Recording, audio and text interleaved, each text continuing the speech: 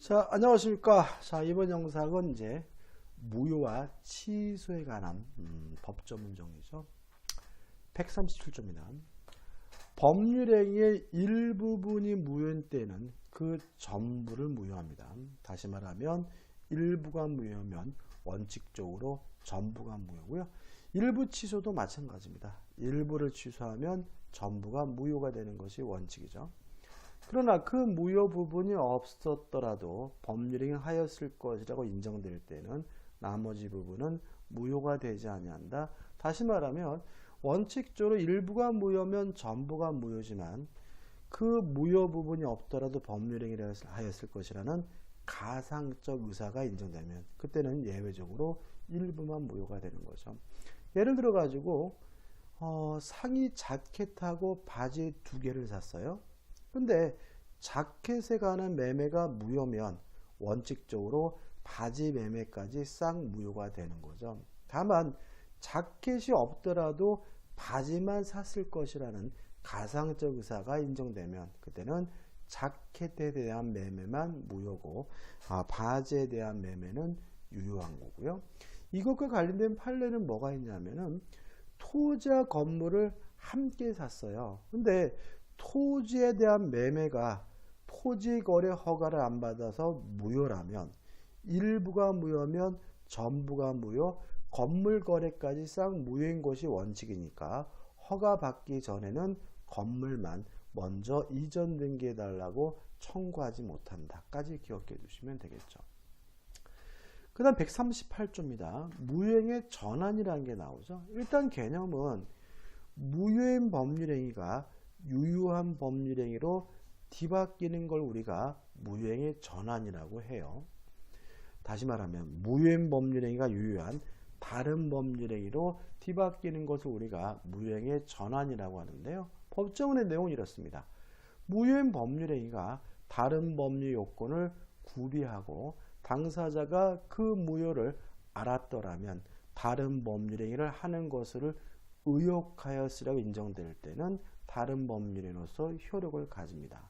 중요한 점은 아니고 여기서 우리가 잊지 말 것은 뭐냐면 일단 첫째, 무효인 법률행위가 다른 법률에 뒤바뀌게 되면 불요식행위로 바뀌는 것이 원칙이고요.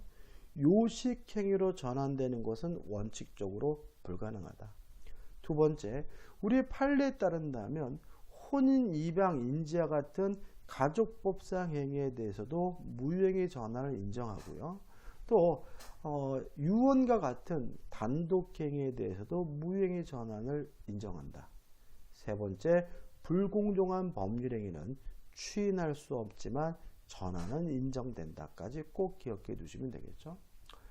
그 다음 139조입니다. 무효행위 추인이 나오는데 일단 무효인 행위 중에서 추인할 수 없는 거 꼭 기억해 두셔야 돼요. 첫째, 반사회적 법률행위 추인할 수 없고, 두 번째, 불공정한 법률행위 추인할 수 없고, 또 강행법규 위반의 경우에도 추인할 수 없어요. 그 다음에 그럼 139조는 뭐냐 하면 통정허위 표시나 진이 아닌 의사표시나 의사무능력처럼 추인이 가능한 경우의 예인 거죠. 다시 말하면 통정허위 표시, 진이 아닌 의사표시, 의사무능력은 추인할 수가 있는데 그러한 세 가지 경우에 추인하면 어떻게 되느냐? 139조. 무효인 법률행위는 추인하여도 그 효력이 생기지 아니한다죠. 다시 말하면 통정허위 표시, 진이 아닌 의사표시, 의사무능력죄 법률행위를 추인한다 그래서 그 행위 자체가 뭐가 되는 건 아니에요? 유효로 바뀌는 것은 아니라는 얘기죠. 그러나 당사자가 무효임을 알고 추인한 때는 새로운 법률행위로 본다라고 규정을 두고 있죠. 따라서 다시 법률행위를 다시 했다는 거죠.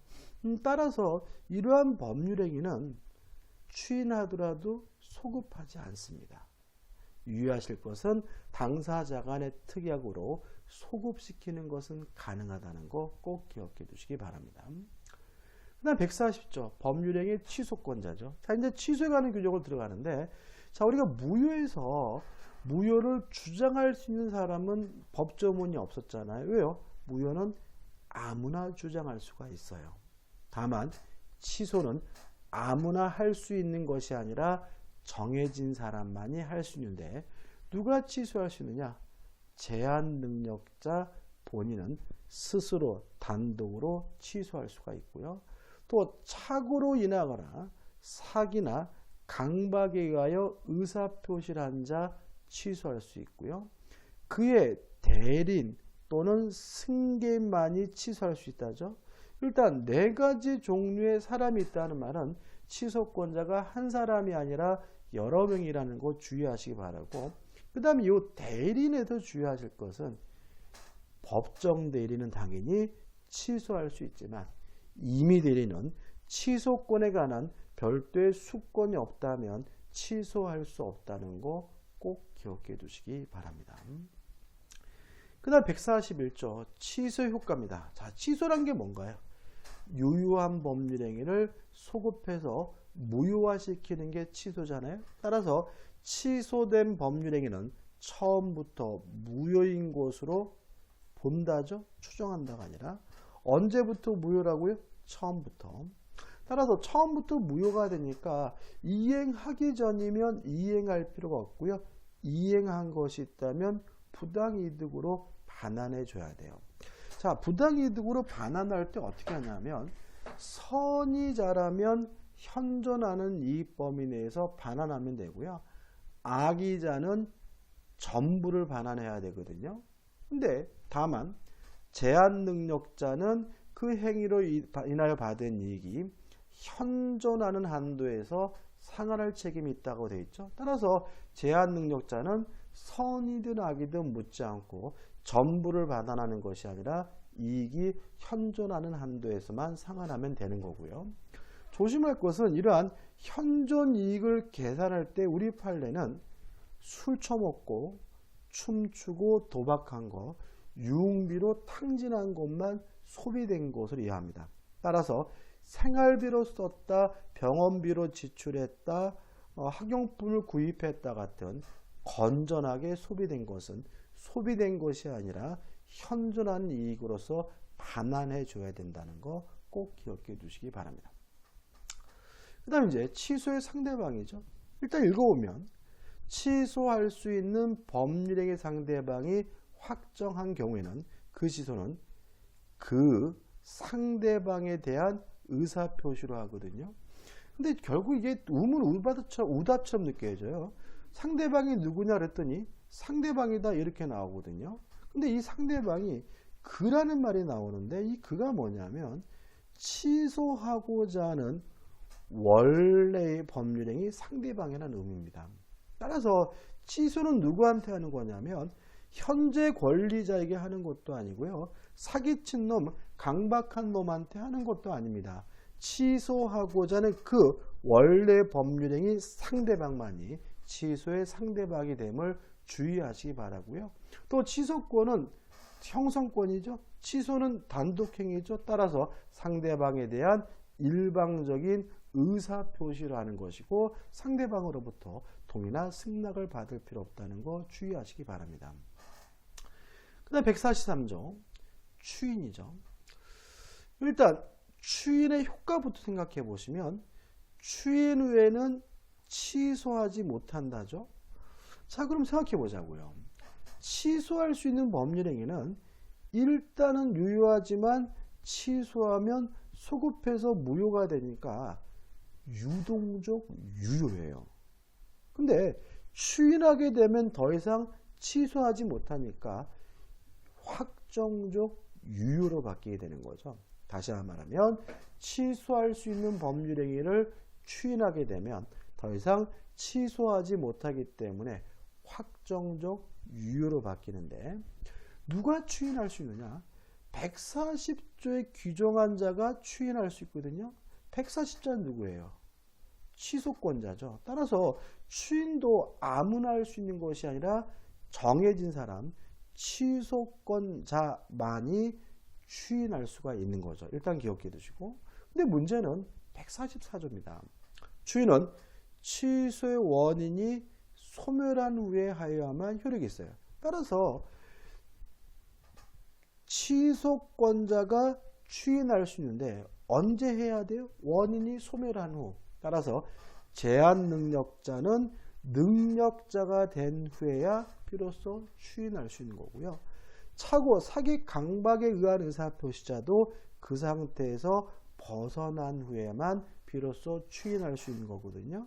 다만 예외가 있다. 2항. 제1항은 법정 대리인 또는 후견인이 추인하는 경우에는 적용하지 아니한다라고 되어 있죠. 그럼 이렇게 되는 겁니다. 제한 능력자는 제한 능력인 상태에서 취소할 수 있습니다. 다만 추인은 원인이 소멸된 후에 해야 되니까 제한 능력자는 능력자가 된 후에야 비로소 뭐 할 수 있는 거죠? 추인할 수 있는 거죠. 다만 법정 대리인 또는 후견인은 제한이 없으니까 아직도 그 본인이 제한 능력자인 상태라더라도 독자적으로 뭐 할 수 있습니까? 추인할 수 있다는 거 잊지 마시기 바랍니다. 그 다음에 이제 법정 추인입니다. 일단 법정 추인이라는 것은 뭐냐면 묵시적 추인이에요. 다시 말하면 추인을 꼭 의사표시로 해야 되는데 명시적으로 해야 되는 것이 아니라 묵시적으로 할 수 있다. 다시 말하면 추인으로 볼 수 있는 행위가 있으면 그것만으로도 뭐죠? 추인이 되는 거거든요. 그러면 일단 법정 추인 사유, 추인으로 볼 수 있는 행위가 뭐냐인데 먼저 조심할 것은 뭐냐면 그러나 이의를 보류한 때는 그러하지 아니하다죠. 따라서 일정한 행위가 있더라도 그 행위에 대해서 추인하지 않은 거다라고 이의를 보류한다면 추인이 아닌 것이 된다는 거 주의하시기 바라고요.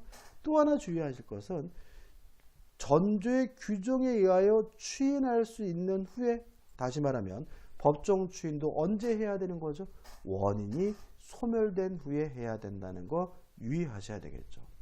법정 추인사는 총 6가지가 있습니다. 6가지가 있는데 실제로는 2가지입니다. 취득한 권리의 전부나 일부의 양도와 나머지는 이행인 거예요.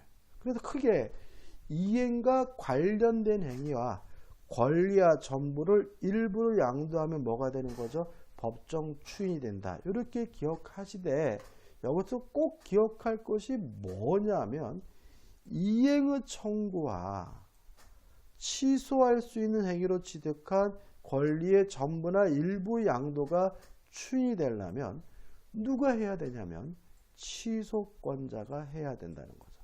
상대방이 이행을 청구하고 상대방이 권리를 양도하고 상대방이 일부나 권리 전부를 양도하는 것은 뭐가 될 수 없어요? 법정 추인이 될 수가 없다. 꼭 기억해 두시기 바랍니다. 이것도 확실하게 기억해 두셔야 돼요. 약간 문맥에 까다롭게 나옵니다. 취소권자가 이행을 청구해야 추인입니다. 상대방이 이행을 청구하는 것은 뭐가 아닙니까? 추인이 아닙니다. 또 권리의 전부나 일부의 양도도 누가 해야 됩니까? 취소권자가 해야 됩니다. 상대방이 권리의 전부나 일부를 양도하는 것은 뭐가 될 수 없어요? 추인이 될 수가 없는 거죠. 그 다음에 취소권의 소멸에서 취소권의 행사기간의 제한이 있는데 조심할 것은 이 146조는 소멸시효가 아니라 제척기간이라는 점 주의하시기 바라고, 기간은 2가지입니다. 3년짜리와 10년짜리가 있거든요. 근데 우리 민법은 이렇게 숫자가 나오면 숫자보다 숫자 앞에 말을 조심하셔야 돼요. 3년은 언제부터냐면 추인할 수 있는 날. 다시 말하면 원인이 소멸되는 날로부터 3년. 또 10년은 뭐죠? 법률행위를 한 날이에요. 심각하게 나올 수 있어요. 추인할 수 있는 날을 취소할 수 있는 날로부터 3년 그러면 뭐죠? X고, 법률행위를 한 날부터 10년이 아니라 법률행위 했다는 사실을 안 날로부터 10년 그럼 뭐죠? X가 된다. 꼭 기억해 두시기 바라고 은근히 잘 나옵니다. 그 다음 조건과 기한에 관한 법조문이죠. 일단 147조는 개념인데 정지 조건이 뭐냐? 불확실한 조건이 성취하게 되면 효과가 생기는 게 정지 조건이고요. 해제 조건은 뭐냐? 불확실한 조건이 성취가 됨으로써 효과가 없어지는 것이 해제 조건이다. 이 조문에서 조심할 것은 뭐냐면 조건이 성취한 때로부터 효력이 생기고 조건이 성취한 때로부터 효과가 없어지죠. 소급효가 없습니다. 다만 사망 당사자가 조건 성취 효력을 그 성취 전에 소급하게 할 의사를 표시한 때는 그 의사여야 한다는 말은 조건 성취 효과는 원칙적으로 소급하지 않지만 당사자 간의 특약으로 소급시키는 것은 가능하다는 거 꼭 기억해 두셔야 되겠죠. 그 다음 148조가 나오는데 먼저 150조부터 볼게요. 일단 150조. 자, 이런 얘기입니다. 1항입니다. 네가 주택관리사 시험에 합격을 하면 1억 주겠다라고 약속을 해놓고 시험 보는 날 시험 못 보게 감금을 했어요. 어떻게 볼 것인가? 1항. 조건의 성취를 인하여 불이익을 받을 당사자 1억 주기라는 놈이죠. 신의 성실에 반하여 조건의 성취를 방해했어요. 시험 못 보게 감금했어요. 그러면 상대방은 그 조건이 성취한 것으로 주장할 수 있습니다. 다시 말하면 감금당했다면 합격했음을 주장하면서 1억 달라고 요구할 수가 있다는 얘기거든요. 근데 여기서 조심할 것은 뭐냐면 성취한 것으로 주장할 수 있는 그 시점은 방해가 있은 때가 아니라 방해가 없었다면 조건이 성취된 것으로 추정되는 시점이 돼야 비로소 성취된 것으로 주장할 수 있다는 점이죠. 따라서 그날 탈출해서 당장 1억 달라고 요구할 수는 없고요. 억울하고 분하지만 합격자 발표까지 기다렸다가 1억 달라고 요구할 수 있음을 주의하시기 바랍니다. 2항은 반대죠. 자, 합격하면 1억 주겠다라고 했더니 이놈이 공부도 하나도 안 하고 컨닝을 해가지고 합격했다는 사실이 밝혀졌어요. 2항. 조건의 성취를 인하여 이익을 받을 당사자가 신의 성실에 반하여 조건을 성취시킨 때 컨닝에서 합격한 때 상대방은 그 조건이 성취하지 아니한 것으로 뭐 할 수 있습니까? 추정할 수 있는 거죠. 따라서 컨닝에서 합격했다는 사실을 입증함으로써 1억 못 주겠다라고 뭐 할 수 있는 거죠? 거부할 수가 있는 거죠. 일단 기억해 두시고. 그래서 이걸 가지고 이제 148조로 갑니다. 자, 이건 어떤 문제냐면 합격하면 아파트를 주겠다라고 해놓고 열심히 공부하고 있는 동안에 아파트를 팔아먹었어요. 148조입니다. 조건 있는 법리 당사자는 조건의 성부가 삐정인 동안에 열심히 공부하고 있는 동안에 조건의 성취에 인하여 생길 상대방의 이익을 해하지 못한다라고 규정을 두고 있죠. 다시 말하면 이익을 침해하지 못합니다. 그러면 주기라는 아파트를 팔아먹으면 안 되죠. 그래서 우리 148자가 팔지 말라고 금지하고 있는 거죠. 근데 팔았을 때는 어떻게 되는지에 대해서 민법에 규정이 없어요. 우리 판례는 148조가 팔지 말라고 금지하고 있으므로 일단 그 처분행위는 무효입니다. 다만 그 무효를 가지고 제3자에게 대항하려면 등기가 필요한데 이러한 조건부 권리는 무슨 등기로 하게 되냐면 가등기로 하게 된다는 것까지 정리하시면 돼요. 다시 한번요. 합격을 하면 아파트를 주겠다고 약속해 놓고 아파트를 팔아먹는 행위는 148조가 금지하고 있습니다. 따라서 그러한 처분 행위는 우리 판례에 따른다면 일단은 무효인데 다만 무효를 가지고 제3자에게 대항하려면 뭐가 필요하냐면 등기가 필요하고요. 이러한 조건부 권리는 무슨 등기로 하죠? 가등기로 한다는 것까지 기억해 두시면 됩니다. 그 다음 149조.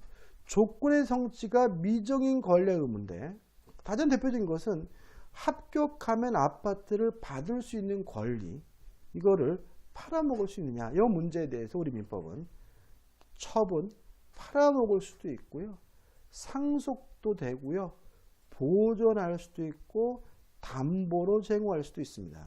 다시 말하면 조건부 권리도 일반 규정에 따라서 처분할 수도 있고 상속도 할 수 있고 보존도 할 수 있고 담보로 할 수 있고 특히 담보로 제공할 수 있다는 것이 은근히 잘 나오니까 잊지 마시기 바랍니다. 그 다음 151조죠. 자, 일단 1항은 조건이 반사회적인 경우입니다. 조건이 반사회적이면 조건만 무효인 것이 아니라 법률행위 전체가 쌍무효다. 꼭 기억해 두셔야 되고, 그 다음에 2항은 기성조건이죠. 자, 이거는 머리글을 잘 따서 외워야 돼요. 조건이 법률행위 당시 이미 성취한 것인 경우, 이걸 우리가 기성조건에서 기 이렇게 따면 되고요. 그 조건이 정지조건이면 정자, 조건 없는 법률행위 조자고, 해제조건이면 해자, 그 법률이 무효 이렇게 되잖아요. 그럼 이렇게 되는 거죠. 이렇게 공부하는 거죠. 외우는 거죠. 기정조 기해무죠. 기성조건이 정지조건이면 조건 없는 법률행위다. 기정조. 기성조건이 해제조건이면 무효다. 기해무. 이렇게 외우시면 되는 거고요. 3항 조건이 법리 당시 이미 성취할 수 없는 것. 이거 우리가 불능조건이라고 하죠. 그래서 불능조건에서 불, 머리글자를 따고, 그 조건이 해제조건이면 해자, 조건 없는 법률행위 조자, 정지조건이면 정자, 무효로 한다 무자죠. 그럼 어떻게 해요? 불해조 불정무죠.